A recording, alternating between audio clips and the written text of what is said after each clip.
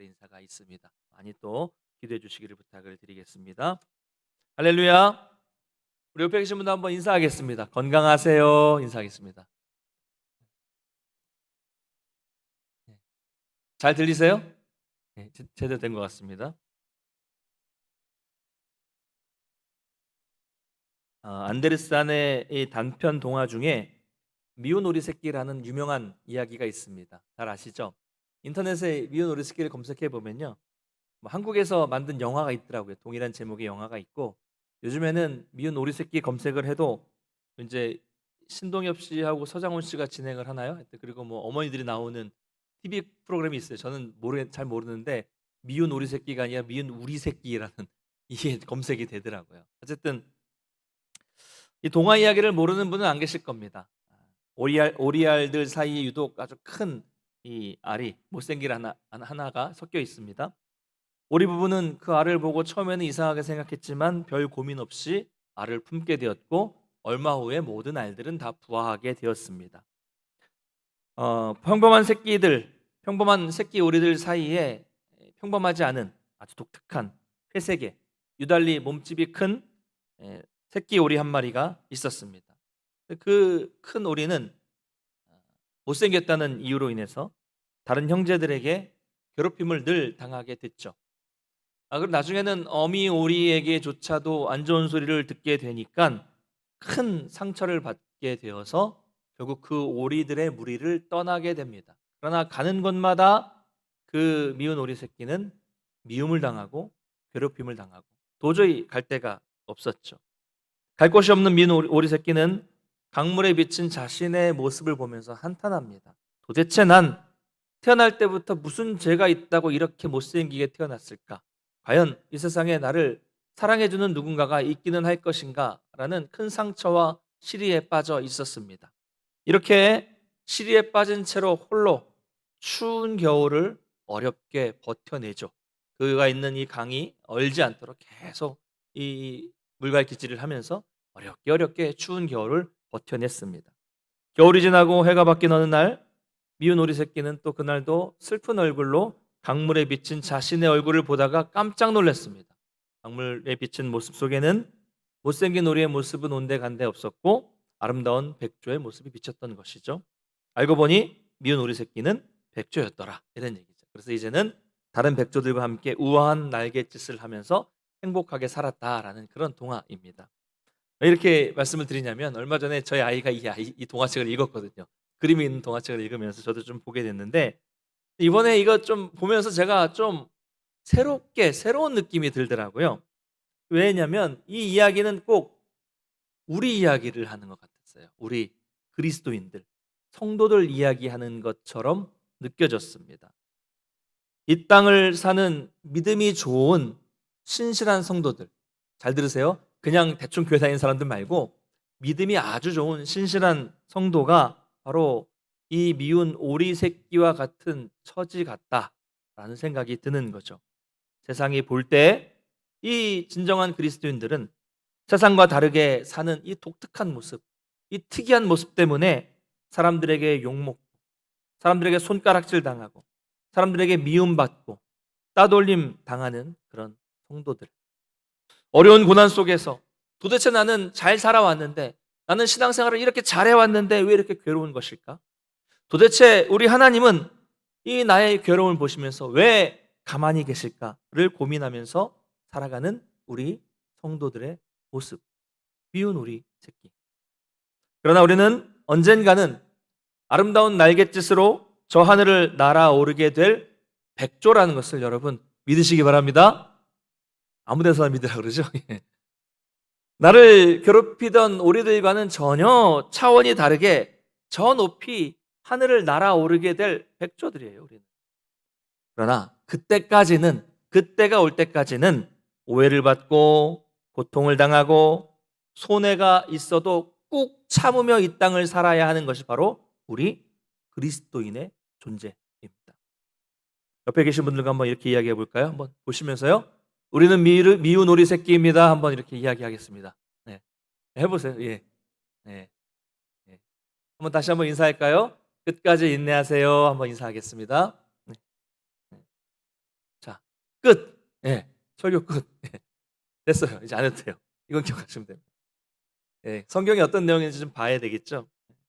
지난 시간에는 우리가 안식일에 손 마른 장애인을 고치신 사건을 살펴봤습니다. 이 사건을 통해서 우리가 주일을 어떻게 지켜야 하는가, 그리고 안식일하고 주일은 어떤 관계가 있는가까지 한번 같이 살펴봤습니다. 오늘은 그 이야기와 곧바로 이어지는 그런 내용인데요. 바리새인들이 예수님께 대해서 안식일에 병을 고치는 것이 옳은지에 대해서 질문했을 때 예수님은 어떻게 대답하십니까? 안식일에 양이 구덩이에 빠지면 구해야 되지 않겠느냐. 그러니 양도 구하는데 사람을 고치는 것은 당연한 것이 아니냐. 안식일에는 선한 일을 행하는 것이 옳다라고 대답을 해주셨습니다. 그러면서 그 질문을 했던 바리새인들 앞에서 손 마른 그 장애인의 병을 바로 고쳐 주셨습니다. 문제는 그 다음에 일어났습니다.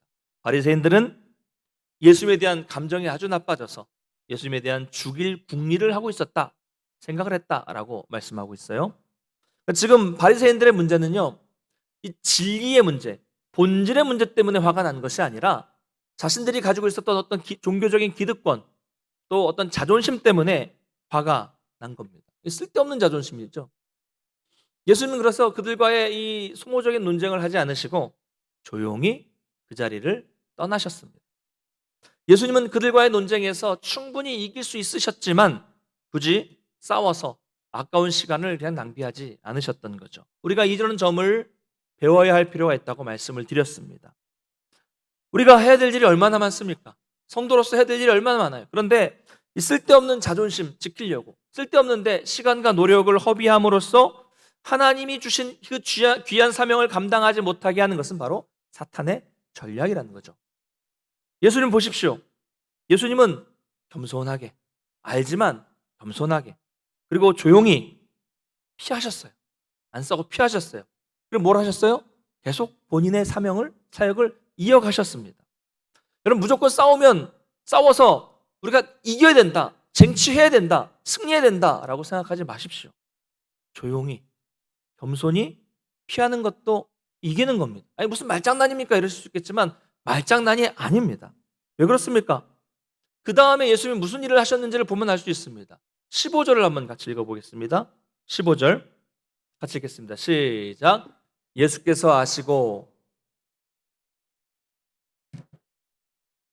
예수께서 그들의 병을 다 고치시고. 아멘. 앞에서 예수님은 안식일에는 선을 행하는 것이 옳다라고 말씀하신 것을 그대로 많은 사람들이 따랐는데 예수님은 그 사람들의 병을 다 고쳐주셨다라고 말씀하고 있어요. 예수님은 여기에 더 관심이 있었던 거죠. 싸우는 데 관심이 있는 게 아니라 여기에 관심이 있었어요. 여러분, 논쟁, 다툼보다 뭐가 중요합니까?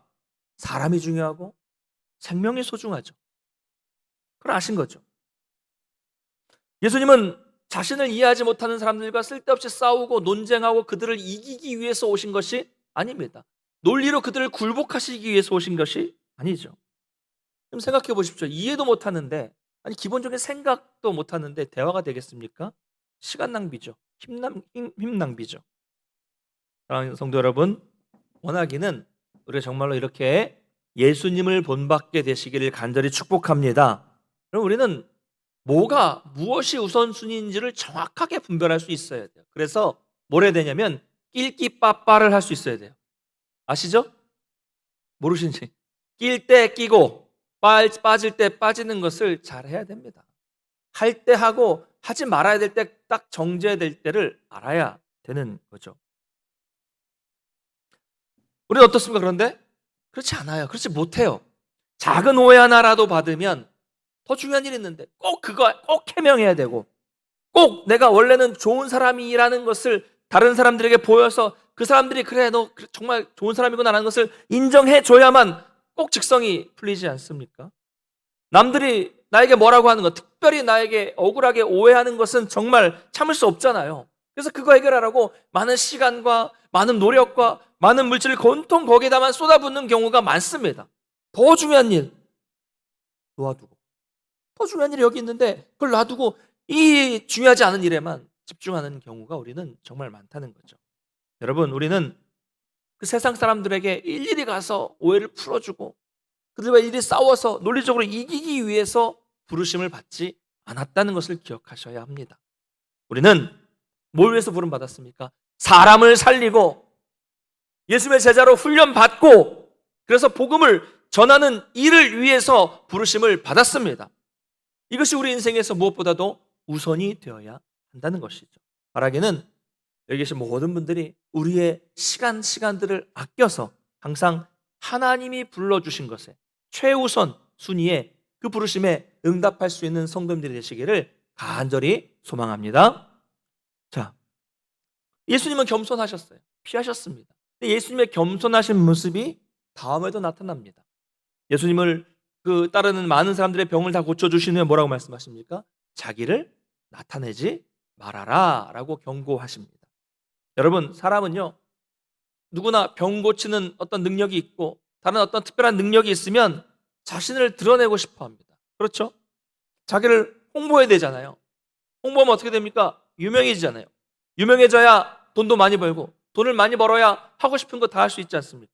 그러나 예수님은 전혀 그런 것, 유명세 이런 거에 관심을 갖지 않으시고 그저 겸손하셨습니다.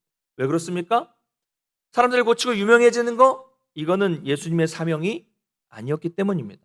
또한 아직은 예수님의 때가 이르지 않았기 때문이기도 합니다. 그래서 겸손하셨어요. 피하셨어요.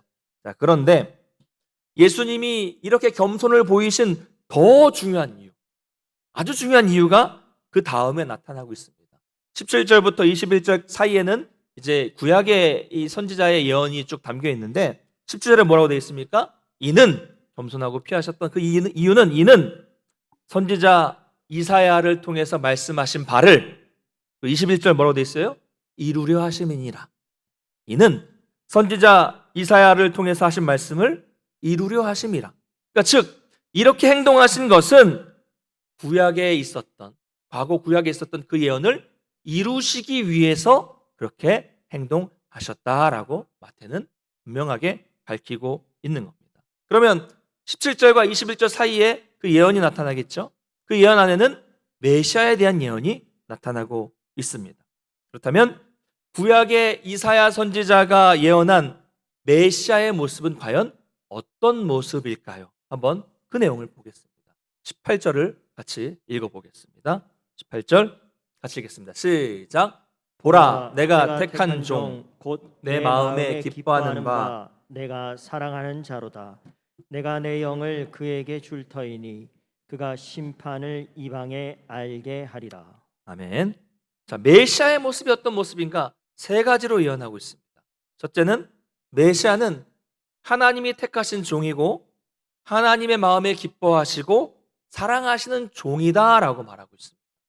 종이라는 말이 반복되고 있는데 여기서 종이라는 말은 하인을 의미하는 것이 아니라 신뢰받는 아들을 의미하는 겁니다. 그래서 구약에서 보면 하나님은 이스라엘 백성들을 부를 때 뭐라고 말씀하십니까? 나의 종 이스라엘, 이렇게 종이라고 부르세요. 특별히 택하시고 기뻐하시고 사랑하는 종이 바로 메시아고 그분이 바로 예수님이다 라는 예언이죠. 두 번째는요, 메시아는 어떤 분인가? 메시아는 하나님의 영을 받은 분이다 라고 예언하고 있습니다.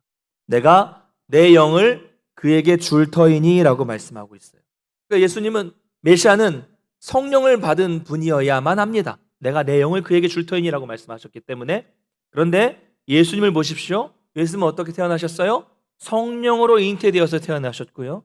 그리고 세례 요한에게 요단강에서 세례를 받으실 때에도 하늘로부터 성령이 비둘기처럼 예수님 위에 임했습니다. 바로 이것을 통해서 예수님이 진짜 메시아고 그 메시아의 직무를 수행하기 위한 능력과 자격을 부여받으셨다라는 것을 알 수 있는 것입니다. 세 번째, 메시아는 어떤 분인가? 복음을 이방에 선포하는 분이다라고 예언되어 있습니다. 심판을 이방에 알게 한다는 말은 다시 말하자면 복음을 전한다는 의미입니다. 자, 18절에 이렇게 메시아가 어떤 분인가에 대해서 세 가지의 예언이 있었습니다. 이사야가 예언을 했어요. 자, 이처럼 구약에 예언된 메시아는 하나님이 택하신 사랑하는 종이고 성령이 그 안에 거하시는 분이며 복음을 전하는 분이다라고 예언이 되어 있는데 이 모든 구약의 예언이 예수님께 그대로 일치하고 있더라. 바로 이 이야기를 마태가 마태복음에서 강조하고 있는 것입니다. 결국 구약에 예언된 메시아가 바로 이 예수 그리스도, 예수님이라는 것이죠.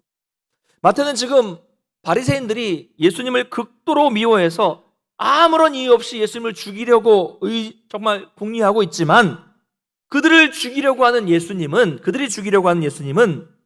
예언된 메시아가 확실하다라는 것을 증명하는 겁니다.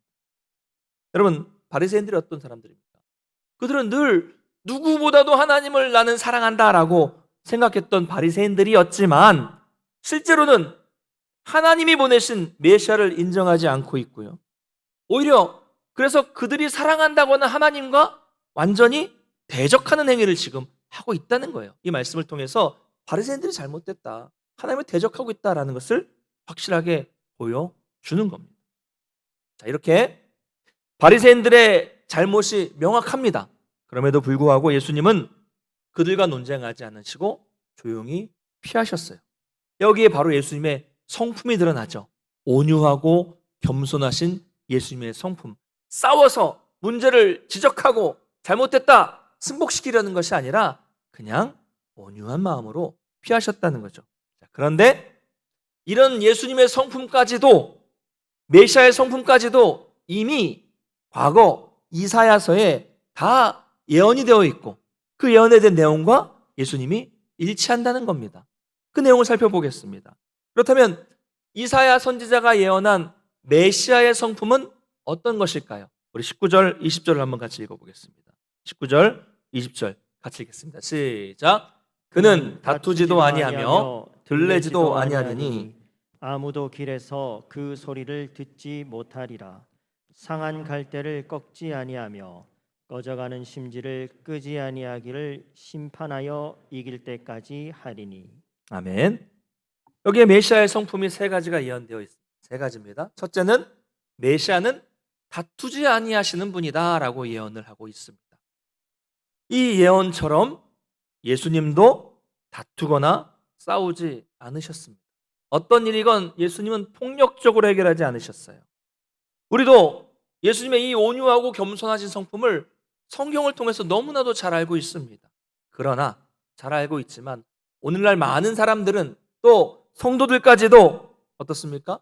잘 알고 있지만 다투고 싸우고 파괴하고 무너뜨립니다. 너무 요즘 사람들이 폭력적이에요. 여러분, 우리가 아무리 좋은 의도를 가지고 있고 좋은 뜻을 가지고 있고 좋은 취지를 가지고 있다고 하더라도 그 방법이 싸우는 것이고 폭력적인 것이라고 한다면 여러분, 그것은 분명히 잘못된 방법입니다. 예수님도 검을 쓰는 사람은 검으로 망한다고 말씀하셨잖아요. 싸워서 이겨봐야 원하는 것을 얻는다고 해도 결국은 망하게 됩니다. 왜 그렇습니까? 성경적이지 않기 때문에 그래요. 예수님의 방법이 아니기 때문에 그렇습니다. 이런 면에서 저는 어떤 교회라든가 또 어떤 종교단체가 막 단체로 막 시위하고 막 투쟁하고 싸운다, 그러면 걱정부터 돼요. 또 얼마나 이 세상적인 방법을 교회가 써서 사람들에게 상처를 줄 것인가, 또 얼마나 악한 행동을 해서 하나님의 영광을 가리게 될 것인가 걱정이 돼요. 여러분, 그런 어떤 집단 행동을 통해서 일시적으로 원하는 것을 얻을 수는 있겠지만 여러분, 그것은 결코 바른 방법이 아닙니다. 특히 여러분, 교회 안에서도 성도들끼리 다투는 모습을 자주 보게 됩니다. 싸우면, 다투면 다 자기 나름대로의 명분이 있고요, 또 각자 자신은 하나님의 뜻에 맞게 지금 싸우고 있다라고 말을 합니다. 양쪽 다 하나님의 뜻대로 싸운다고 하죠. 그러면 어느 쪽이 진짜 하나님의 뜻일까요, 여러분? 어느 쪽입니까? 결국 다툰다면 결국은 둘 다 하나님의 뜻이 아니겠죠. 그냥 자기의, 자기 고집, 자기 감정 싸움, 욕심일 뿐입니다. 그럼 성경을 보십시오. 예수님이 언제 싸우셨습니까? 하나님의 영광을 위하여 막 이런 구호를 외치면서 투쟁하셨습니까? 자신을 공격하는 자들에 대해서 막 폭언하고 폭력을 가하셨습니까? 아니죠. 그런 적이 없으세요. 오히려 자신이 죽어야 할 십자가 위에서도 끝까지 싸우지 않으셨습니다. 만약 예수님이 싸우고 그분의 능력을 발휘하셨더라면 십자가를 안 지셔도 되죠. 그러나 하나님의 뜻대로 끝까지 참으시고 십자가에 달려 돌아가심으로써 참 사랑을 이루셨을 때, 싸우고 투쟁해서 쟁취한 것이 아니라 싸우지 않고 참고 인내해서 십자가 위에서 돌아가심으로써 참 사랑을 이루셨을 때, 그때야 비로소 우리는 사탄의 영향력을 벗어나서 하나님의 자녀로 바뀌게 되었습니다. 싸워서 우리가 구원받은 것이 아니라 참고 인내하고 죽으셔서 우리가 구원받게 되었다는 거죠. 이처럼 사랑으로 승리한 것만이 진정한 승리요, 성경적인 승리입니다. 여러분, 성경을 보십시오. 예수님은 메시아의 사역을 이루기 위해서 결코 싸우지 않으셨습니다. 묵묵히 십자가를 지는 태도. 우리는 언제나 우리가 삶을 살아가면서 언제나 예수님의 이런 태도를 우리 마음속에 깊이 새겨 두어야 할 것입니다. 메시아는 다투지 않는 분이다. 둘째, 구약에는, 이사야는 메시아는 들레지도 않는 분이다라고 예언을 했습니다. 들레다라는 말은 막 야단스럽게 떠든다라는 의미를 말하는 겁니다. 이처럼 이 예언처럼 실제로 예수님도 야단스럽게 막 시끄럽게 소리 지르지 않으셨어요. 사람들이 욕을 할 때도, 또 빌라도의 법정에서 판결을 받으실 때에도, 또 십자가를 지고 억울한 십자가를 지고 골고다를 올라가실 때에도, 또한 심지어는 십자가 위에 달려 계실 때에도 어느 때든 한 번쯤은요, 우리 같으면 어때요? 억울함을 토로하면서 나는 진짜 죄가 없다, 나 억울한데 나한테 왜 그러냐, 다들 두고 보자, 각오해라, 이렇게 항변할 수 있잖아요. 얘기할 수 있잖아요. 그러지 않으셨어요. 침묵하셨습니다.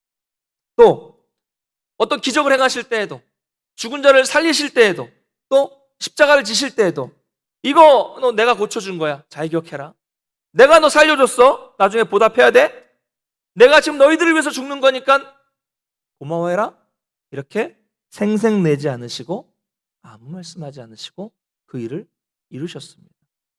여러분, 그런데 우리는 오늘날 우리 주변에 또 교회 안에 보면 막 야단법석인 사람들이 참 많잖아요. 억울한 일 하나 당하면 막 교회를 막 뒤흔드는 분도 계시고요. 또 무슨 일 하나라도 하면 좋은 일이지만 또 하나라도 하면 막 정말 뭐 엄청나고 대단한 일 하는 것처럼 떠들썩하고 광고하면서 생색내는 분들이 계세요. 그럼 주변에 그런 분 생각나십니까? 이것은 다 예수님의 방식이 아닙니다. 세상적인 방식이죠. 보세요. TV에서 광고하는 것이나 뭐 마트 같은 데서 막 호객행위하면서 시끄럽게 하는 모습과 다를 게 무엇이 있겠습니까? 저를 제일 안타까운 거는요, 갑자기 생각나는 거지만 전도할 때도 보면 전도 어떻게 돼요? 복음을 가지고 복음을 전하는 게 진짜 전도잖아요. 근데 이게 복음을 전하는 건지 전도가 무슨 상품을 팔기 위해서 홍보하는 건지 구분이 안 갈 때가 있습니다. 정말 안타깝습니다. 성경적이지 않은 방식이죠. 사랑하는 성도 여러분, 소리 없이 강하다. 뭐죠? 기억 안 나세요? 레간자. 옛날에 있었어요. 네, 자동차 광고가 아니라 성도는 소리 없이 강한 사람이 되어야 됩니다. 할렐루야. 예수님처럼 묵묵히 있는 듯 없는 듯 소리 없이 맡겨진 일을 감당할 수 있는 우리 성도님들이 되시기를 간절히 소망합니다. 세 번째 예언은 메시아는 상한 갈대를 꺾지 않으시고 꺼져가는 심지를 끄지 않으시는 분이다라고 이사야는 예언했습니다. 그럼 갈대 잘 아시잖아요. 그냥 약해요, 자체로. 뭐 고대에는 목동이 이걸 피리로 만들어서 사용했다고 하지만 그 외에는 별로 쓸모가 없는 것 같아요. 상하면 그냥 쉽게 버려지는 겁니다. 그냥 버리면 돼요. 꺼져가는 심지는 뭡니까? 어떤 등이나 초에 있는 심지, 기름을 잔뜩 머금고 있으면 불을 붙이면 불이 활활 잘 타오릅니다. 근데 기름이 다 떨어지고 남아있지 않은 상태에 심지만 남아있으면 어떻게 돼요? 심지가 그름이 생기고 까맣게 타고 연기가 나면서 결국 심지가 타버립니다. 불이 꺼져요. 그럴 때 어떻게 해야 됩니까? 기름도 새로 보충해야 되지만 그 꺼져가는 심지를 버리고 바꿔야 돼요. 새로운 심지로 바꿔 주어야 됩니다. 상한 갈대, 꺼져가는 심지, 전혀 쓸모없는 것, 버려야 마땅한 것을 말하는 겁니다. 소망이 없는 인생, 죽어버린 인생, 재생할 수 없는 버려진 삶, 이런 인생일지라도 메시아는 버리지 않으시고, 버려 마땅한데도 메시아는 건져내 주시고, 죽어 마땅한데도 메시아는 구원해 주시고, 새롭게 해주셔서 다시 사용하신다라는 것입니다. 그 예언을 했습니다. 바로 우리가 그런 사람이었죠. 상한 갈 때 꺼져가는 심지 같은 그런 쓸모없는 인간이었지만, 아무런 가능성도 없고 죽어 있었던 여러분이었지만, 우리를 다시 가능성 있게 살려주신 분이 바로 우리 예수님이라는 것을 여러분 믿으시기 바랍니다. 할렐루야. 자, 이처럼 이사야가 예언했던 이 메시아의 성품이 누구에게요? 바로 예수님에게 그대로 나타나고 있다는 것이죠. 이 말씀만 봐도 누구든지, 이 이사야의 말씀만 봐도 누구든지 지금 이 예수님이 예언된 메시아라는 것을 잘 알 수 있다는 겁니다. 마태는 이것을 강조하고 있는 거예요. 여러분, 그렇다면 예수님의 제자인, 예수님을 따르는 성도인 우리는 어떻게 살아야 되겠습니까? 이걸 잘 안다면 우리는 어떻게 살아야 되겠습니까? 당연히 예수님이 그렇게 사셨으니까 예수님의 성품을 그대로 본받고 예수님을 따르는 삶을 살아야 하지 않겠습니까? 당연하죠. 제자니까요. 예수님 닮은 삶을 살겠다고 고백하고 있으니까 당연히 예수님 닮은 삶을 따라가는 삶을 살아야죠. 어떻게 살고 있습니까? 그렇게 살고 계십니까? 전도할 때, 또 전도 얘기 나왔지만 말씀 생각해 보겠습니다. 두 가지만 말씀드리겠는데요. 저는 이제 서울에서 자랐잖아요. 제일 이해 안 되는 게 뭐냐면, 어렸을 때부터 모태신앙으로 서울에서 자라면서 살았는데 제일 이해 안 되는 게 전도하는 거. 이해 안 됐어요.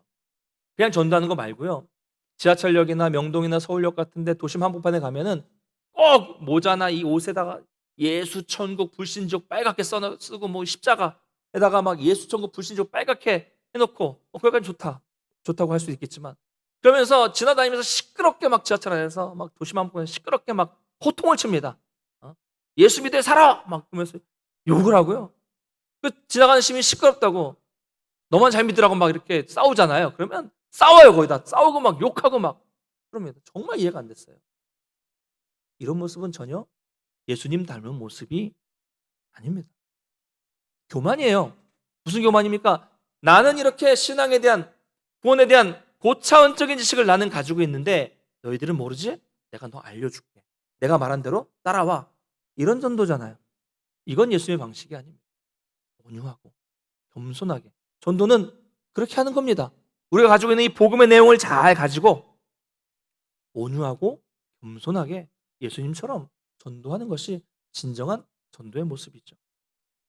또 그리스도인들이 혹은 교회나 어떤 단체가 무언가를 쟁취하기 위해서 거리로 나가서 막 시위하고 다투고 싸우고 심지어는 욕까지 하는 모습, 이런 모습은 전혀 예수님 닮은 모습이 아닙니다.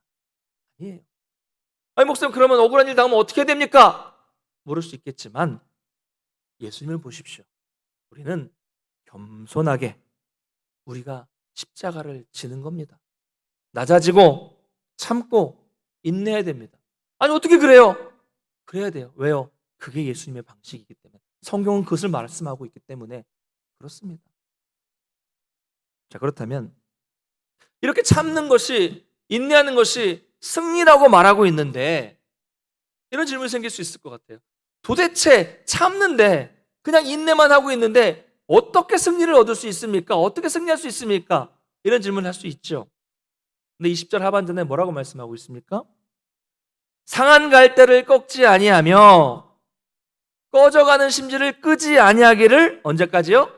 심판하여 이길 때까지 하리니 라고 말씀하고 있습니다. 심판하여 이길 때까지. 무슨 말입니까? 우리는 비록 상한 갈대처럼 꺼져가는 심지처럼 곤고한 삶을 살고 있지만 예수님은 그런 우리라도, 그런 약한 우리라도 이길 때까지, 승리할 때까지 도우신다고 약속하고 계십니다. 할렐루야. 주님이 도우신다는 거예요. 어떻게 도와주실까요? 18절에 말씀하고 있죠.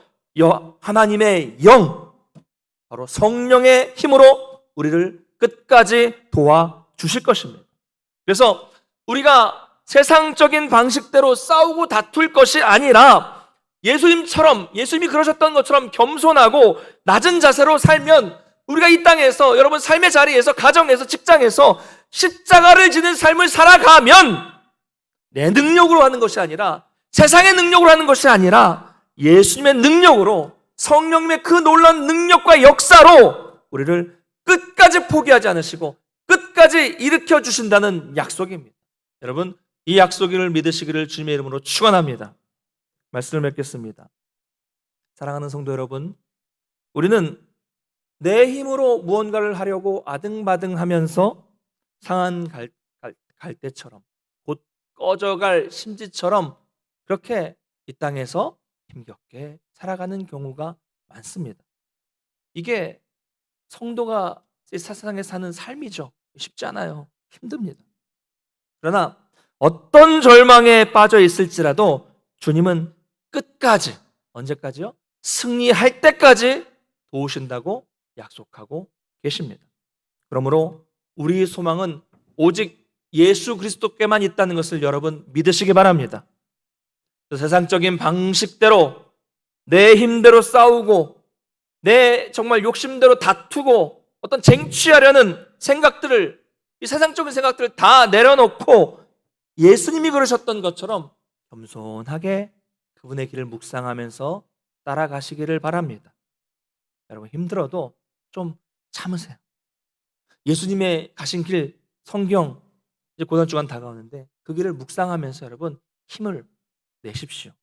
주님은 끝까지 우리를 포기하지 않으시고 정말 아름다운 백조처럼 자유롭게 하늘을 날아갈 수 있도록 풍성한 은혜와 그 풍성한 승리를 반드시 저와 여러분에게 주실 것입니다. 이 승리를 경험하시기를 간절히 축원합니다.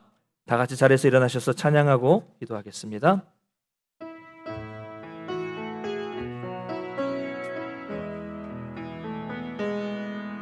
그 선한 힘에 고요히 감사여 그 놀라운 평화를 누리며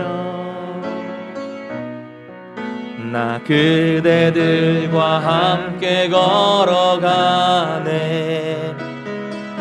나 그대들과 한 해를 여네. 지나간 허물 어둠의 날들이 무겁게 내 영혼 짓눌러도 오 주여 우릴 외면치 마시고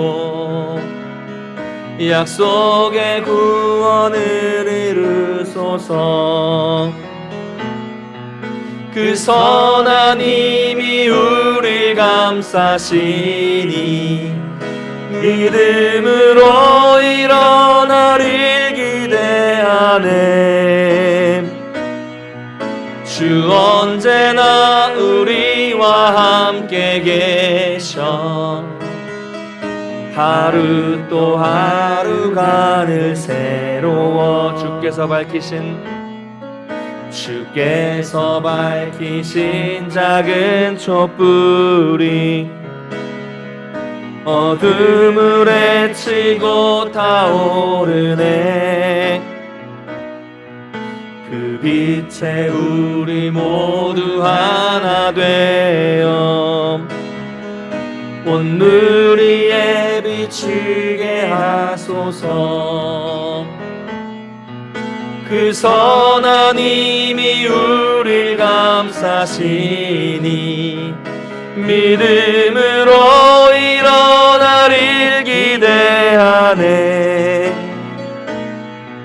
주 언제나 우리와 함께 계셔 하루 또 하루가 늘 새. 이 고요함이 깊이 번져갈 때, 이 고요함이 깊이 번져갈 때 저 가슴 벅찬 노래 들리네.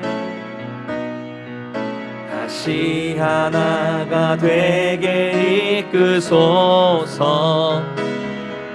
당신의 빛이 빛나느니 그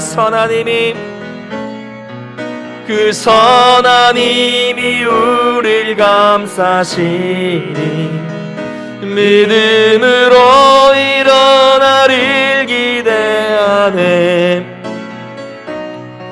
주 언제나 우리와 함께 계셔. 하루 또 하루가 다시 한번 고백합니다. 그 선하님이 우릴 감싸시니 믿음으로 일어나릴 기대하네. 주 언제나 우리와 함께 계셔. 하루 또 하루가 늘 새로워.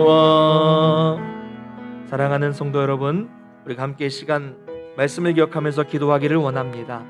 우리는 정말로 이 땅에서 해야 할 일이 많은데 정말 쓸데없는 일에 내 자존심 하나 세우고 내 고집 하나 정말 주장하기 위해서 그런 쓸데없는 일들에 시간과 힘을 낭비하지 않게 해주셔서 오직 우리는 하나님이 부르신 것에 순종하며 집중하며 살아갈 수 있도록 인도해달라고, 분별력 달라고, 지혜 달라고 기도하겠습니다.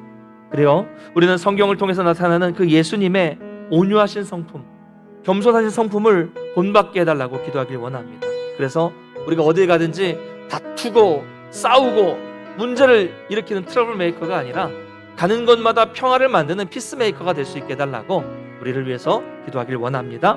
그래서 우리가 정말 참고 십자가를 지는 거 힘들어요. 그러나 끝까지 주님의 약속, 끝까지 승리하겠다고 하셨던 그 약속을 믿고 예수님 방식대로 살 수 있도록 인도해달라고, 연약한 우리에게 힘 달라고, 능력 달라고, 성령의 능력으로 인도해달라고 기도하길 원합니다. 그래서 우리를 승리하게 하시는 그 주님의 놀라운 능력을 날마다 경험하며 감사하는 승리의 삶을 살 수 있도록 인도해달라고 기도하겠습니다. 아울러서 코로나가 속히 종식될 수 있도록 기도해 주시고, 그래서 우리의 예배가, 우리의 교제가, 우리의 일상이 속히 회복될 수 있도록 은혜를 허락해달라고 기도하겠습니다. 말씀 기억하면서 한 마음으로 다 같이 기도하겠습니다. 기도합니다. 사랑의 하나님 아버지, 정말로 감사를 드립니다.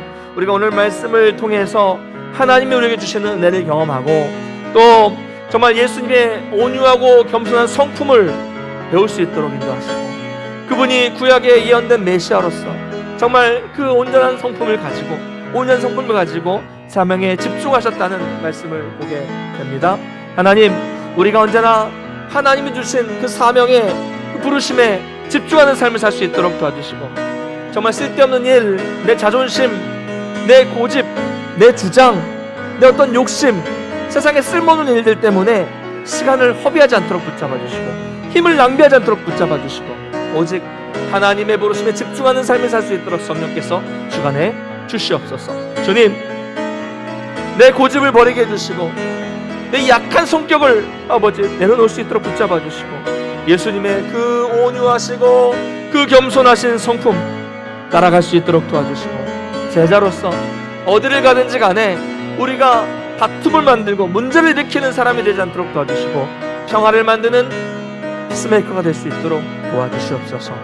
우리가 비록 인내하고 십자가를 지는 삶이 힘들지만 우리 주님이 이길 때까지 끝까지 함께 하신다 약속해 주셨다는 그 약속을 믿게 하여 주셔서 그 약속대로 승리하게 해주시고, 날마다 주님의 방식대로 살 수 있는 믿음을 우리에게 더해 주셔서 우리의 삶의 자리에서 하나님의 영광을 드러낼 수 있는 복된 성도들 될 수 있도록 도와주시옵소서. 코로나가 속히 종결될 수 있도록 붙잡아 주셔서 예배가 회복되고, 우리 주일학교의 예배가 회복되고, 우리 교제가 회복될 수 있도록 도와주시고, 일상으로 회복될 수 있는 역사를 좀 허락해 주시고, 우리 불쌍히 여겨주시옵소서. 주여, 우리 함께 해주시고 또 우크라이나의 평화를 허락해 주시고, 항상 하나님께서 통치하심을 경험할 수 있도록 도와주시고, 하나님 도와주시옵소서.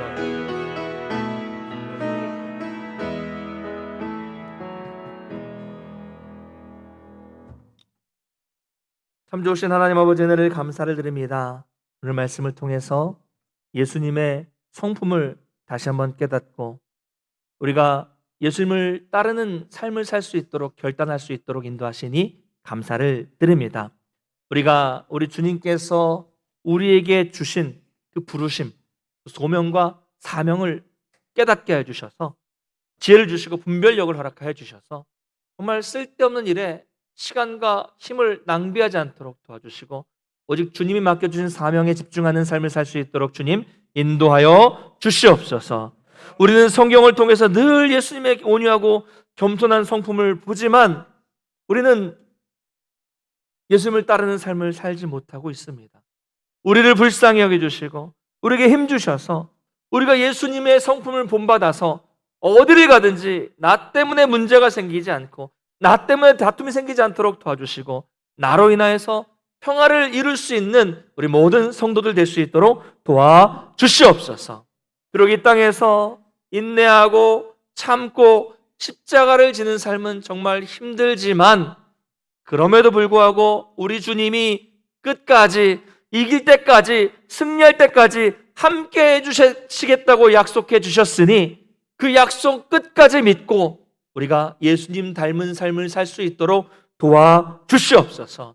세상 방식대로 내 생각, 내 뜻대로 이루는 것이 아니라 예수님의 방식대로 살아감으로 말미암아 예수님이 함께 해주시고 하나님의 능력 주시고 성령의 힘 주셔서 승리하는 그 놀라운 역사를 날마다 경험할 수 있도록 주님 도와주시옵소서.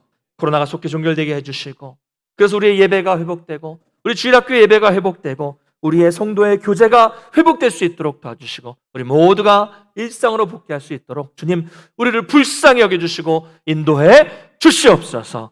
돌아갑니다. 돌아가는 발걸음 지켜주시고 한 주도 하나님께서 함께 해주시고 우리가 각자의 삶의 자리에서 예수님의 방식대로 살아 승리할 수 있도록 도와주셔서 다음에 만날 때는 감사하며 간증하며 찬양하며 만날 수 있는 복된 한 주가 될 수 있도록 도와주시옵소서. 감사드리며 예수님의 이름으로 축복하며 기도드리옵나이다. 아멘. 이제는 우리 주 예수 그리스도의 은혜와 하나님 아버지의 크신 사랑하심과 성령님의 교통케 하시는 역사가 예수님의 성품을 따라가면서 이 땅에서 주님의 능력으로 말미암아 승리하는 삶을 살기를 결단하는 모든 성도들 머리 위에 가정과 일터와 자녀 위에 주의 몸된 교회 위에 이제로부터 영원토록 함께 있을지어다. 아멘.